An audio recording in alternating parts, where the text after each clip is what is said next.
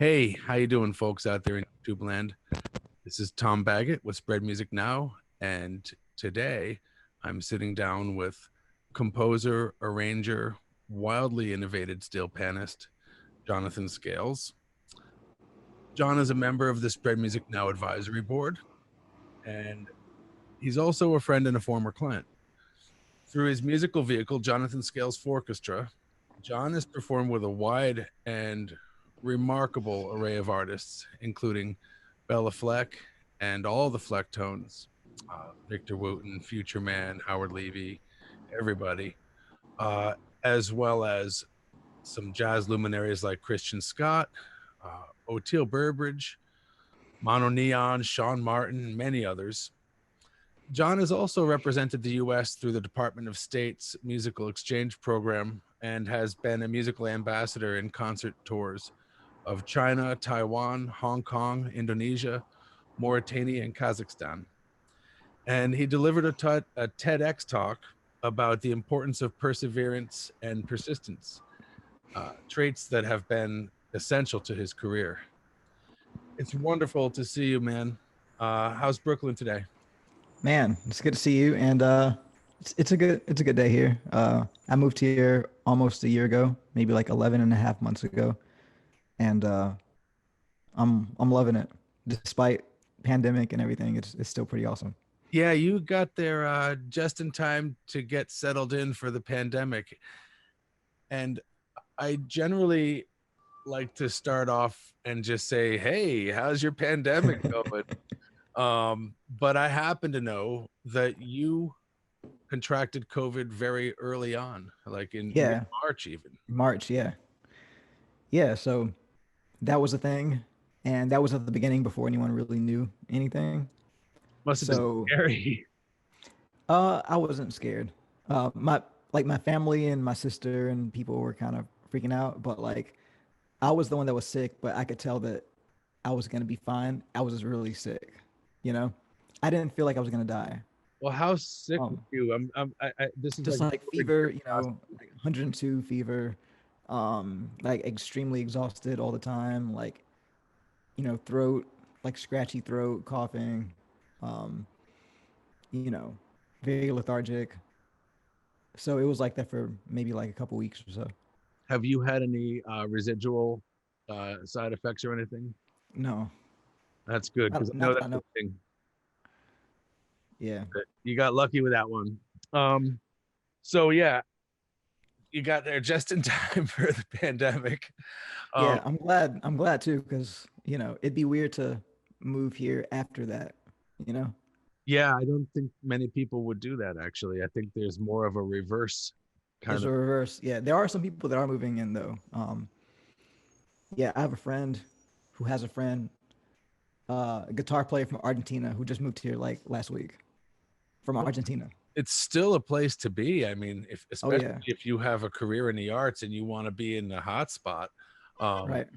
I mean, not a COVID In hot. more ways than one. Yeah. Yeah, seriously.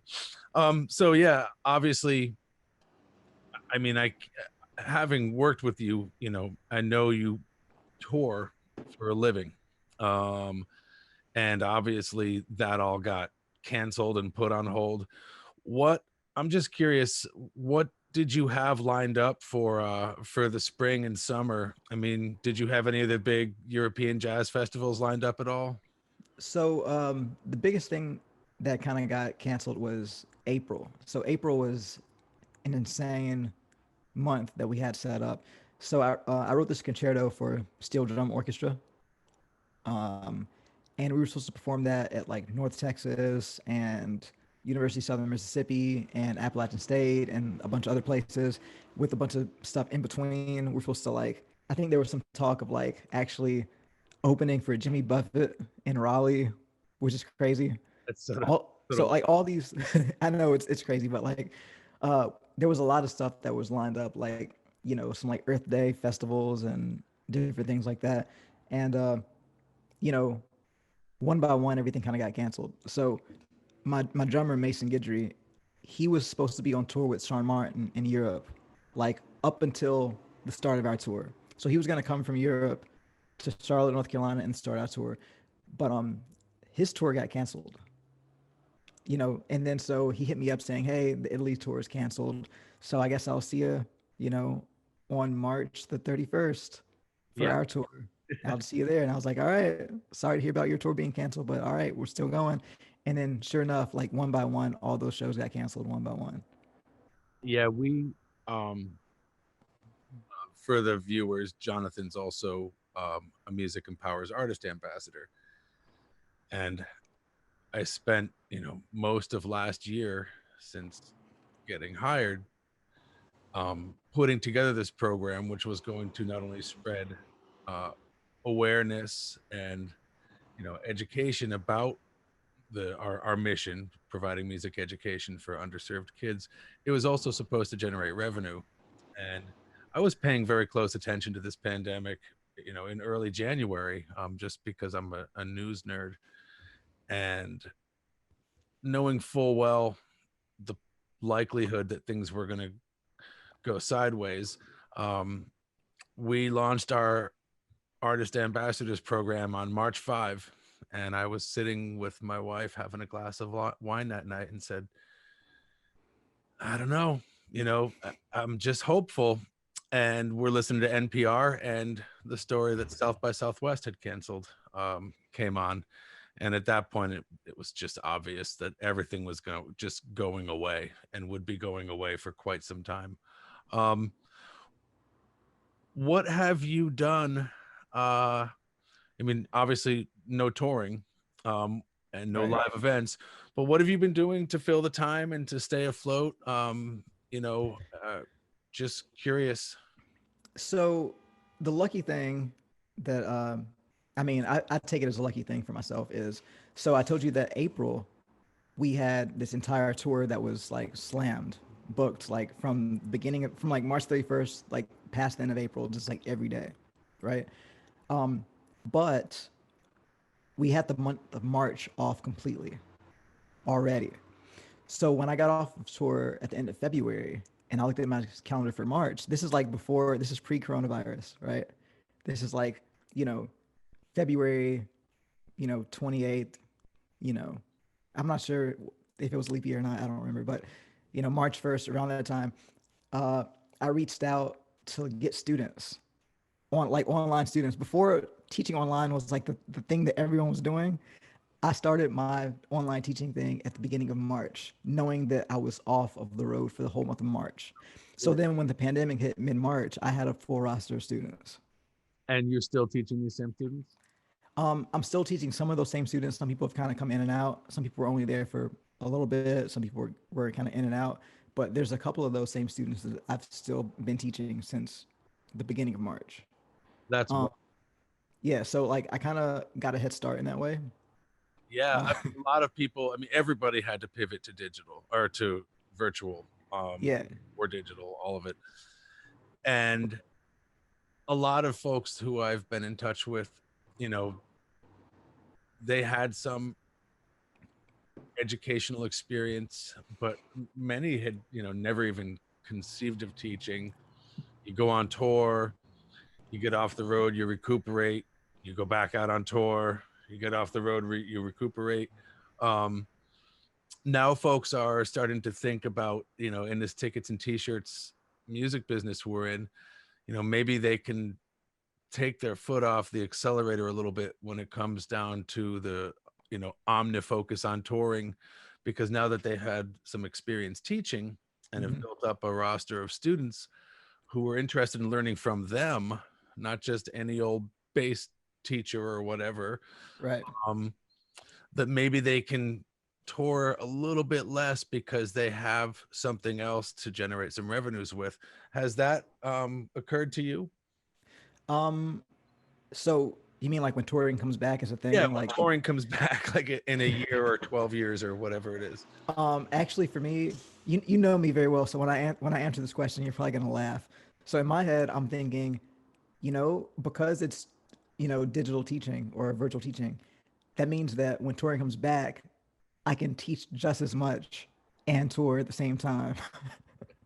Yeah, I expect that. That's from So like, because like for me, the way I'm looking at it like now, and this is something I'm really cautious about saying, but like I'm doing okay right now. I'm doing fine. And I feel like it's okay for me to say that because like it took me 13 and a half years to get to this point. And I feel like for 13 and a half years, I was like planting seeds just like all over the country, playing for no one, making barely any money, just doing a lot of stuff myself, like getting help where I can. And then now I feel like I'm picking fruit off of trees that I planted 13 and a half years.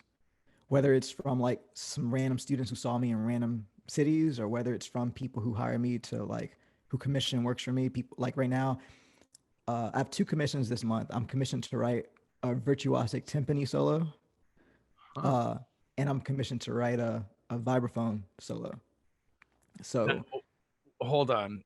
yeah, I know you played some saxophone, right. and I know you're a percussionist just in general, but I didn't realize you played vibes. Well, I don't, but my degree is in composition. Right. So like I was trained to like write for whatever, you know. Got it. So if someone comes to me saying, "Hey, I want you to do this," cool, got it. You know, I feel like my teacher trained me very well um, as a composer. Um, so whatever comes my way, I can kind of like wrap my head around. I can take the parameters of what the person wants. So if someone says, "Okay, I want you to write a virtuosic timpani solo," I can say, "Okay," and I can kind of like do some research, go down the rabbit hole, figure out what's possible for the instrument, what's not possible, what are the limits, what limits does the person want me to push because it's like a really, you know, virtuosic player, and then I can take all that stuff and just write music. So, got commissions. Also, like people hire me to record on their albums and projects and things like that. So, uh, I didn't have a home recording rig before the pandemic, and now I have microphones, interface, and all kinds of stuff because people are calling me for recording stuff too. I can relate in the sense of not having a home recording rig or any gear.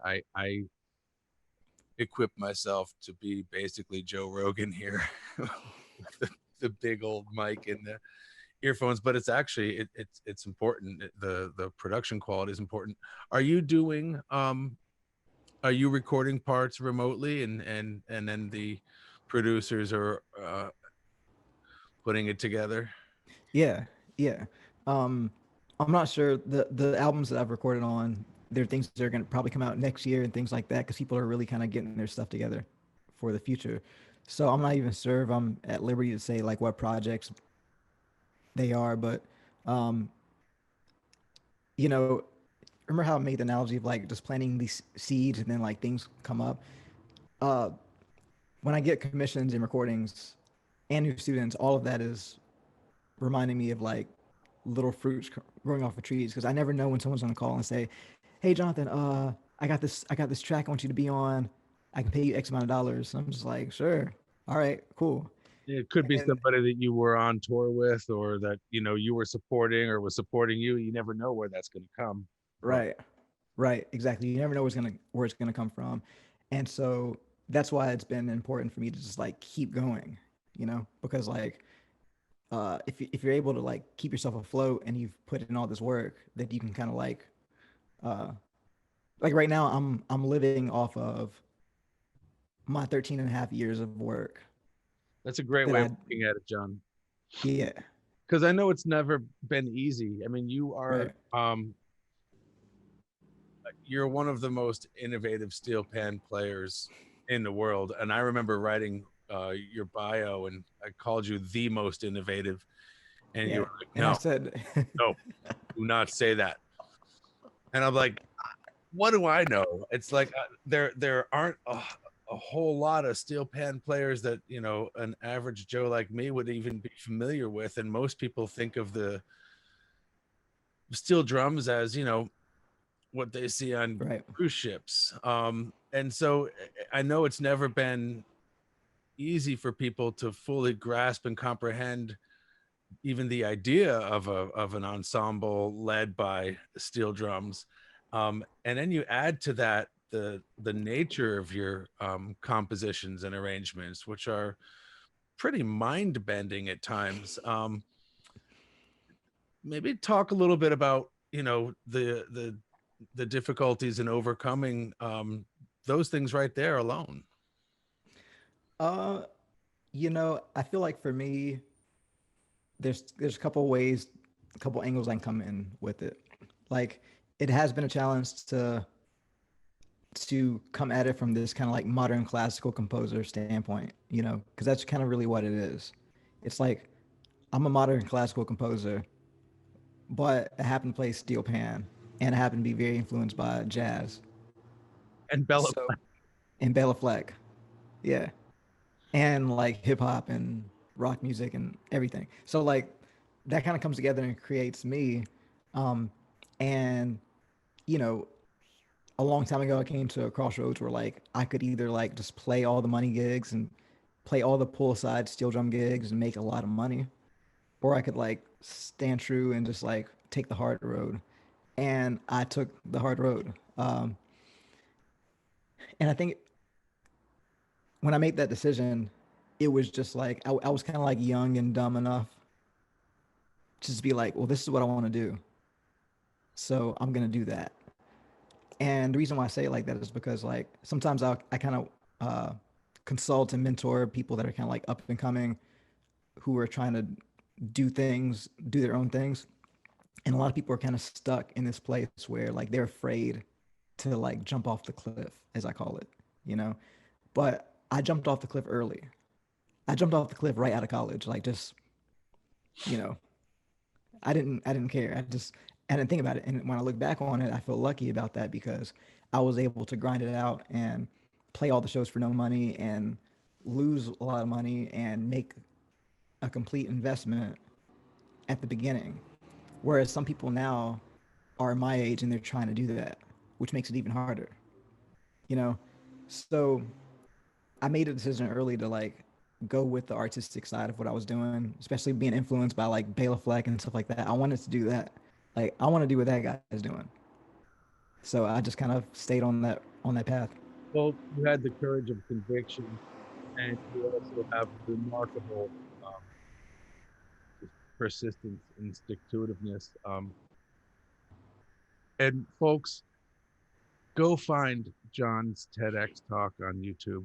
It's great. It's funny, and if you get a chance to see him in concert, you might hear some of that story as well. And please go see John in concert. It's just a remarkable experience.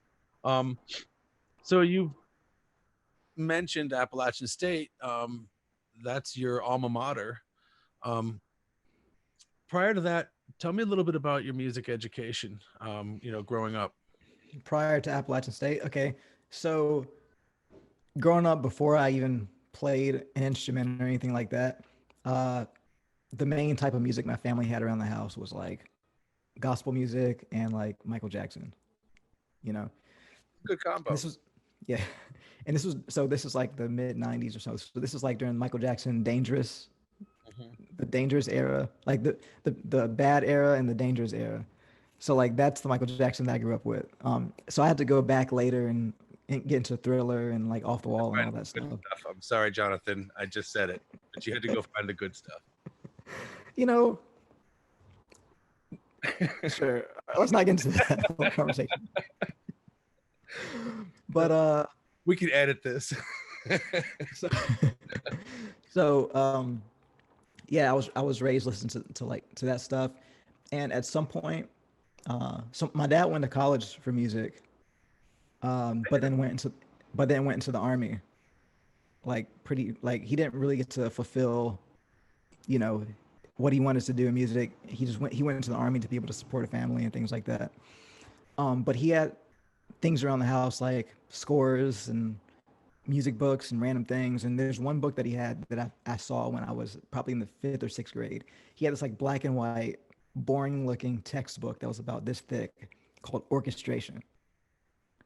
Yeah, it was an old school textbook from probably like the 50s or something. And it was called Orchestration. And when I was a kid, I would look at this book and it had like orchestral excerpts in it. It would have like these like three measure little excerpts that would say, you see how the composer does this thing here and the melody goes here and the counterpoint and all this stuff like that.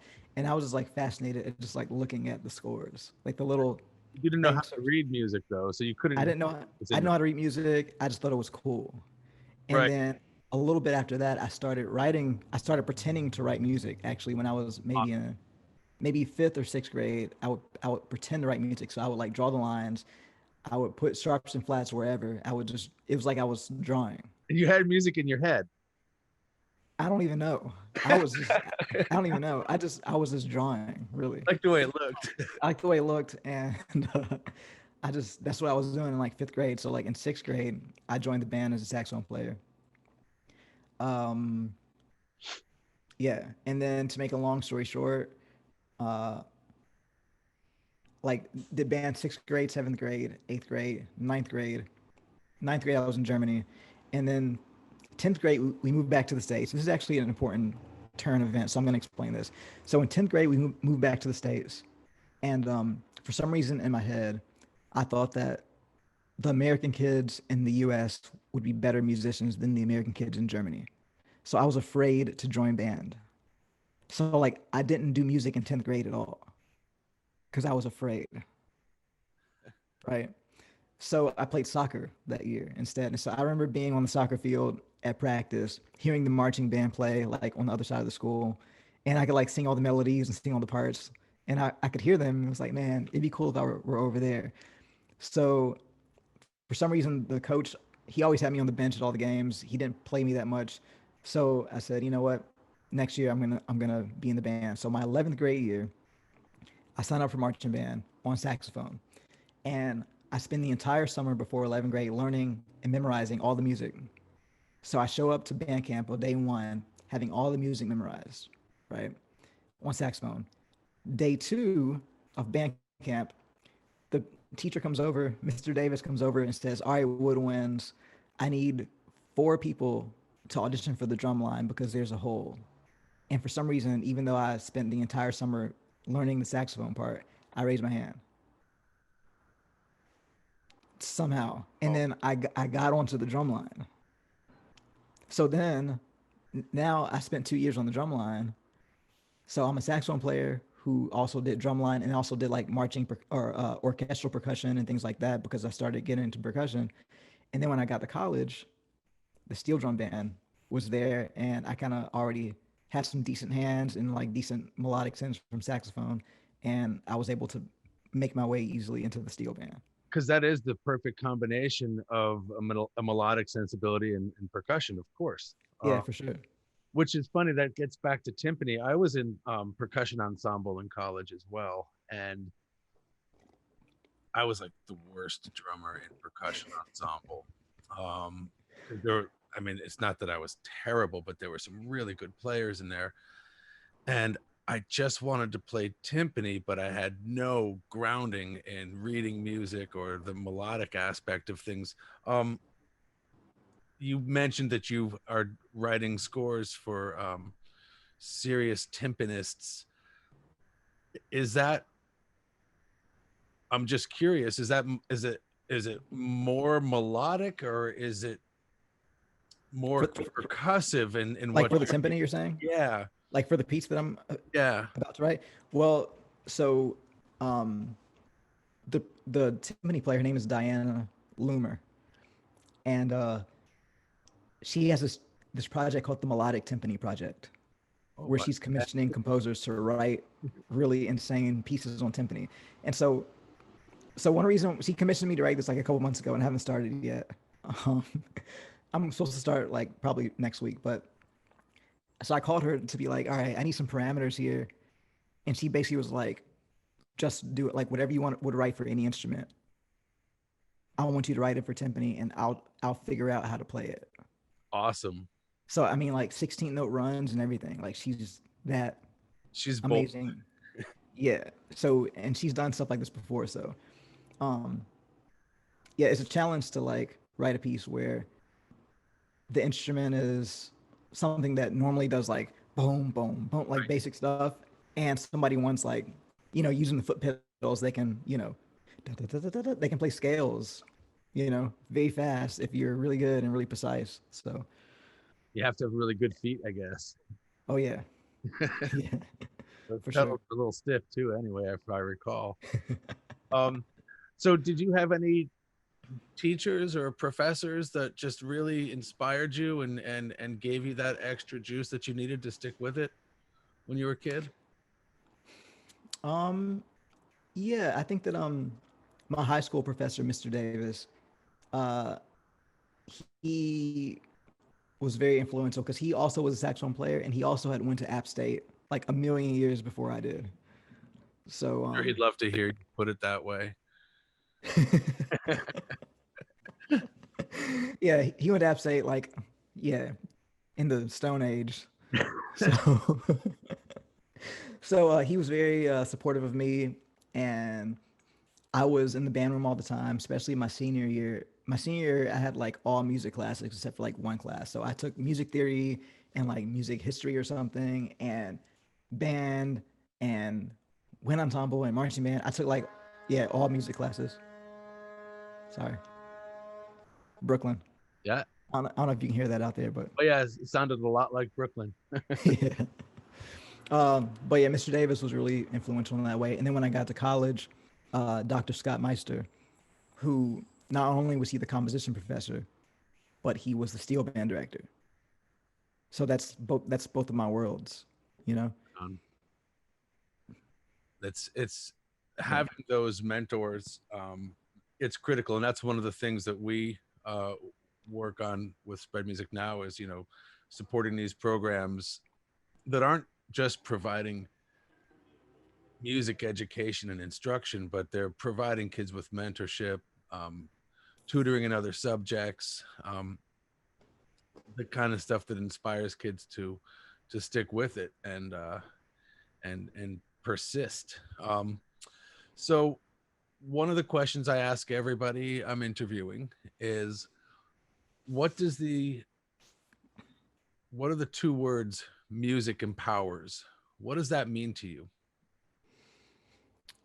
You put me on the spot. You know, so I think music empowers. What it means to me is that I feel like there's so many different avenues in life. Like if you're standing in the middle of life, you can go in any direction. You know what I mean? So there's no right or wrong answer, but like music is one path. And like that's a path that can open up a whole nother world that has a whole nother options of paths. And I feel like for one, as a musician, it's empowered me to have my own business. It's empowered me to be able to see the world, to impact others, to brighten other people's day through my music, or to even I feel like it's empowered people to also feel like they can do what I do. Like like people saying that I've done this, it's inspired younger people to say like I want to do that. Which sometimes is scary for me because it's such a hard road that it feels irresponsible to inspire people sometimes to be musicians. Uh, but also, I just feel like, I guess human connectivity is like one of the most powerful things ever. And music is one of those things that brings everybody together. So like, um, yeah, that's what goes through my head when I think music empowers. But uh, it's like people don't see it as like a solid path, but it really can be. Whether you become a teacher or just whether you do music on the side, but you make music to make someone else happy, that's very powerful too. You know, you might be a doctor, but you like to play guitar. And if you play guitar for one person and it makes a person happy, then it's worth it and it's very powerful. So, all the way to the other side of the extreme, where like if you're making a whole career out of music and you know, you're touching millions of lives or whatever, that's also powerful too. And you inspire people that way as well. So, and you inspire people to like to take their own risks and also to push people to be their best selves and all those things. So, Cool. yeah. Yeah, it's I love asking that question and I try to put people on the spot because it has a visceral impact. It's a powerful those two words together are very powerful and everyone has a different answer to the question, but everybody is um, everyone resonates. The question resonates with everyone I ask it of. Um, so I'm really excited that we're gonna actually get you to play a little bit of Oh yeah. hands.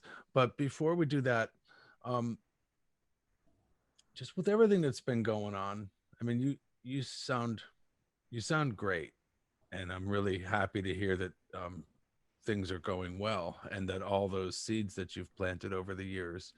I definitely walked beside you for years while you sowed some of those seeds, and Yeah, you helped me with that a lot. well, your just your persistence and your strength has always been inspiring. Um, and just with everything going on in the world, what are your thoughts for the future? What are some of the things happening that are, you know, that are turning your head right now? And, you know, just not just the music business, but just the country as a whole. It's 2020 has just been one amazing thing after another. And, Right. murder hornets. I mean, seriously, just when you think, plagues, oh yeah, actually locusts, Right. that happening too. So you're saying like, what do I make of it, or like what? Yeah, where do you think we're headed? How do you You feel know, about the future? here's what I think. This might be the darkest part of it for me, like of the interview. So I feel like with everything going on, it's kind of like, and you know what I'm talking about. Just you know what I'm talking about. With everything going on, it's brought out sides of people that makes it very polarizing. So I feel like there's not much of a middle anymore. It's like you're either here or there. And I feel like that's a very dangerous place to be as a country because there is no seeing the other side. You know what I mean? Like if you're on this side and you're like facing this way, you literally can't see the side because you're not even looking, and vice versa. Um, and I feel like because of that, it's gonna get worse before it gets better. I feel like politically and just like the way things are going in the country. Um, so I feel like the best thing that I can do is just be my best self and to be as happy as I can be. And that's why I try to stay focused with myself. Not to say that I'm like shutting out the world or like just living in my own bubble, but like I have to recognize um, where my strengths are, and sometimes my strengths are not in like trying to convince somebody over here that they're not right, or that they're or convince people over here that they're right. Sometimes I feel like my strength is to just be me and to resonate with that. And if it makes someone feel better, great. And I've had to come to that because like whenever everything started happening with like George Floyd and all these things like that, I started to get into a lot of like online fights with people. I Mhm. know you know what I'm talking about, Do of all people. So I was getting into a lot of online fights that would result in me giving my phone number to like total strangers to be like, "Hey, call me and talk about this," and I did that a lot. And what I noticed, reach what anybody, do you think? yeah, but here's the problem. I did, but the problem is this, from my perspective. So a lot of people that follow me or that end up on my page, a lot of them are like fans and supporters that I don't know who they are, never met, and they might think something completely different than me politically, but somehow they know my music and they follow me and all these things. So one thing that I noticed was like if I'm in a position where somebody disagrees with me completely and they're on that other side, but they're a fan of mine, if we have a phone conversation, it became like very easy after like 30 or 40 minutes for them to be like, oh, wow, I never saw it like that, which is cool. But like, I just spent my whole day and all of my emotional energy Yeah. in order to convince Admittedly. one person Yep. that maybe just to convince one person, not that I'm right or wrong, but that maybe there's a different side that you're not seeing, right?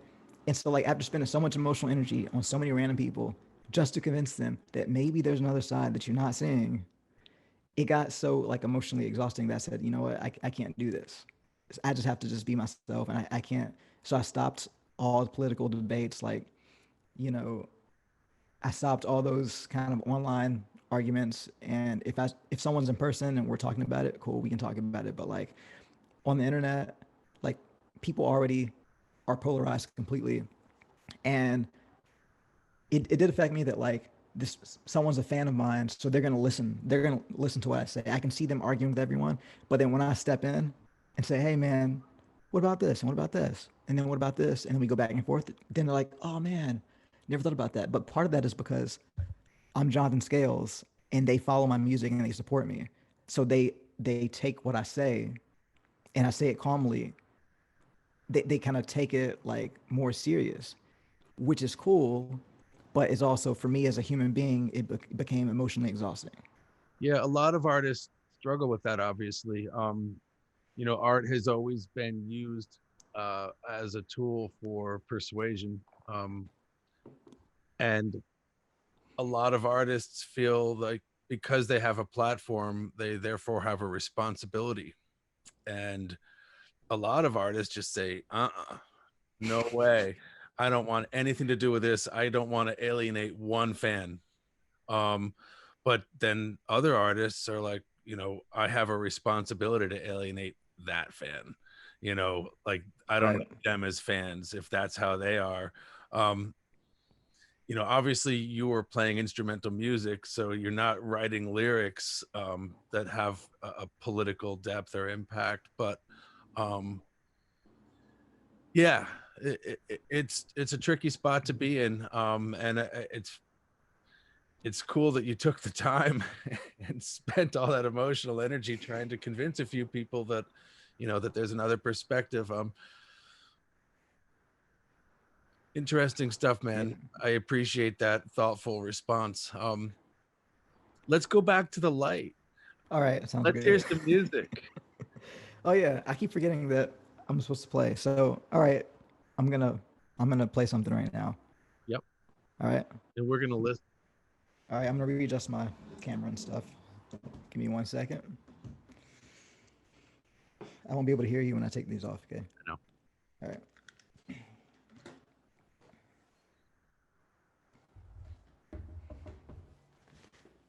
Jonathan Scales.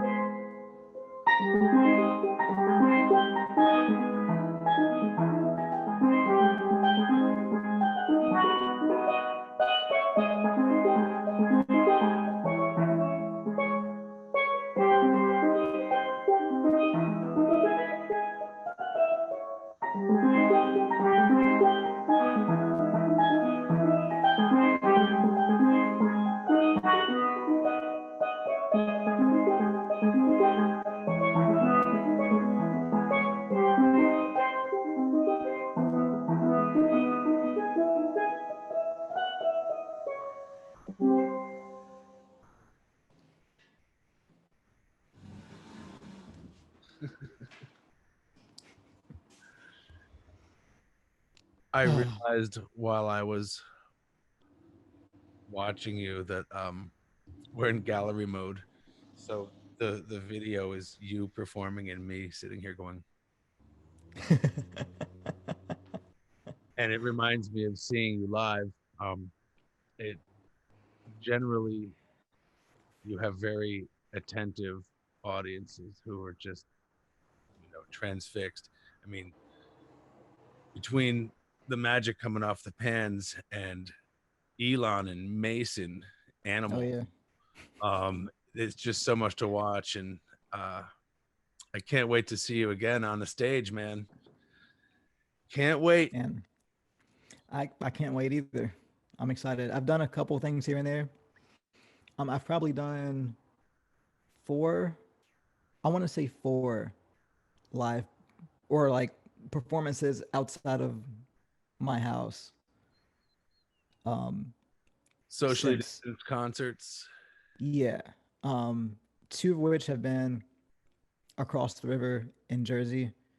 Like it's a street festival type of thing. That's like a river walk where there's like you see Manhattan in the background, and I did that with me and my friend on drums as a duo. We did that twice. Um, I did a show in Abingdon, Virginia. Oh yeah, Bear. What is that? Wolf? Not Wolf Hills. Yeah, Wolf Brewery. they Yeah. did a little outdoor event, and that was cool. That was the first time that the three of us in the Forks had played together since February. And then we also did a live stream from Asheville for Downtown After Five at the Orange Peel. Oh, cool. So that was cool. That was like no audience whatsoever, just the camera crew and the band. Um, that was cool. Do you feel like it's hard to perform without that connection, that atmosphere happening with the audience? Yeah, the Orange Peel show was definitely weird because That's why I asked. It's just a big room. oh yeah, so I've done a bunch of live streams from home and things like that. Um, like I did a Blue Note from home live stream. That was cool. Um, a couple of different things like that, and I have some more of those coming up actually.